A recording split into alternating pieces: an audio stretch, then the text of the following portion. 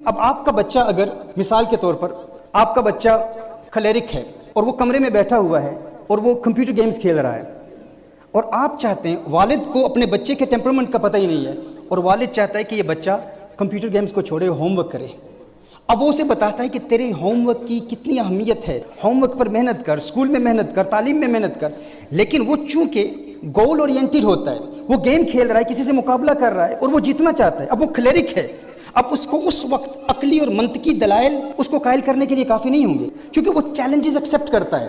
کھلیرک کیا ایکسیپٹ کرتا ہے؟ چیلنجز ایکسیپٹ کرتا ہے۔ آپ اس کو چیلنج کریں گے نا تو وہ فوراً قبول کر لے گا۔ چیلنجز کیسے؟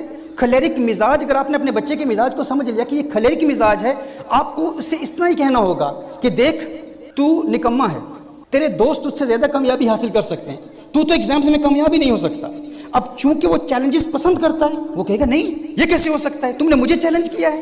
کھلیرک مزاج کا یہ ترہ امتیاز ہے، یہ خصوصیت ہے، یہ اسپیشلٹی ہے۔ وہ بچہ فوراً کہے گا ماں تو مجھے کہتی ہے کہ میں کامیاب نہیں ہو سکتا، اب میں کامیاب ہو کر دکھاؤں گا۔ وہ کمپیوٹر گیم کو، وہ ٹی وی کو، وہ مووی کو چھوڑ کے فوراً اپنے ہوم ورک پر لگ پڑے گا۔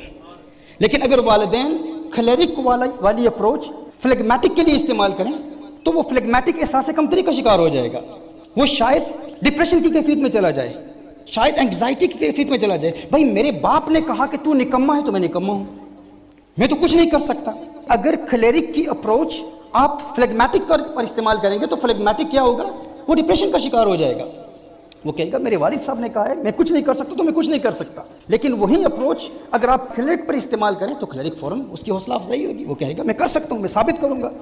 لیکن وہ اپروچ آپ فلیگمیٹک پر استعمال کریں تو وہ احساس کمتری کا شکار ہو جائے گا، اس کے نفسیات پر اثر پڑے گا۔ تو ہمارے ہاں پرابلم یہ ہے، والدین کہتے ہیں ہمارے سارے بچے، میرے 4 بچے ہیں، میں نے سب کی تربیت ایک جیسی کی لیکن یہ نکما نکلا۔ بھائی آپ نے تو سب کے لیے ڈنڈا استعمال کیا ہے نا، آپ نے حضور اکرم صلی اللہ علیہ وسلم کی سیرت کی روشنی میں لوگوں کے ٹیمپرمنٹس، اپنے بچوں کے ٹیمپرمنٹس کو سمجھنے کی کوشش ہی نہیں کی۔ یعنی جس کے ساتھ آپ نے کھلیرک کی اپروچ رکھنی اس کے ساتھ فلیگمیٹک والی تھی، تو اس کا منفی اثر پڑا۔ اور یہ چیزیں صرف ہمارے بچوں میں نہیں ہیں۔ پیرنٹس جب سب کو ایک ہی طرح ٹریٹ کرتے ہیں، ان کے نیچر کو نہیں دیکھتے اور کہتے ہیں کہ میں نے ایفرٹ تو کیا لیکن ریزلٹس اس کے منفی نکلے، اس کا الٹا ریزلٹ کیوں نکلا؟ اس کی وجہ یہ ہے کیونکہ ہم نے اپنے آپ کو جاننے کی کوشش ہی نہیں کی۔ اور یہی معاملات ہمارے علماء میں بھی ہیں، ہمارے شیوخ میں بھی ہیں، ہمارے اسکالرز میں بھی ہیں، یہی ہمارے پولیٹیکل لیڈرز میں بھی ہیں۔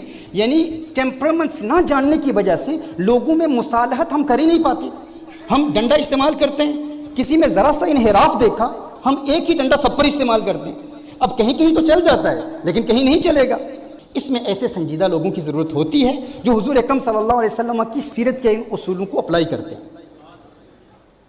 اب دیکھیں، آپ ہر جگہ ڈنڈا استعمال کریں گے، ہر ایک پر غصہ کریں گے، کہیں کام آ جائے گا اگر وہ بھی آگے سے کوئی بدماش نکلا۔ اب ہر طرف ہر ایک کو ایک طریقے سے ہم نے ٹریٹ نہیں کرنا۔ وہ کہتے ہیں نا کہ ہر موری وچ انگل دینا اے نہیں کم چنگیرا، مت اگے کوئی بیٹھا ہوئے باشک ناگ وڈیرا۔ اب پتہ نہیں آپ کو یہ باتیں سمجھ آ رہی ہیں کہ نہیں؟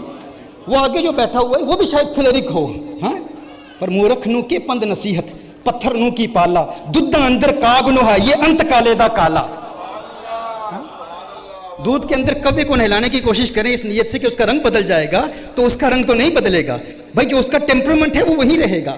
دودھ میں ڈالیں کہ وہ سفید ہو جائے گا،